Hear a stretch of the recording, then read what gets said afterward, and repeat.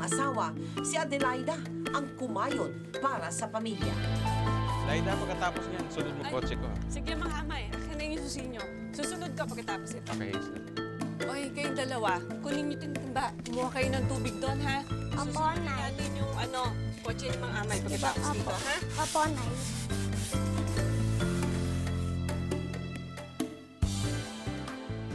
Nay, tulungan na namin kayo dyan. Ay, nako, mag-aral na lang kayo. Sige na, ako na bahala dito. Pero Nay, kanina pa kayo dyan. Baka magkasakit kayo. Ako pa?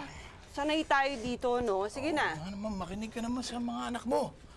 Baka magkasakit ka, lalong lalaki ang gastos natin. Ay, nako, Ano na yung trabaho? Oo, pagaling ka na lang. Huwag mong pakialaman yung trabaho ko. Aba nagmamalasakit lang, sisermonan mo pa ako. Bakit? Pinakialaman ba kita nung nabagsakan ka? Ay, sabi ko na nga ba sa inyo, huwag niyong pakikialaman yung nanay mo eh. Ha? Oo. Sige, pumasok na kayo doon sa loob.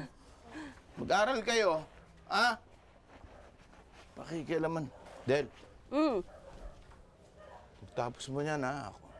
Ako naman ang asikasuhin mo. Kung talaga pilay ka na kung ano pa sinasabi mo dyan, doon ka na lang nga sa loob doon sa mga bata. Namimitig na kasi to eh. Mapag-alaman nilang buntis si Adelaida.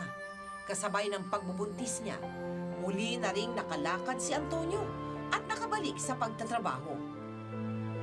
Subalit sa mismong araw ng mga anak si Adelaida. Oh. Bakit anak? Nagugutom na po ako.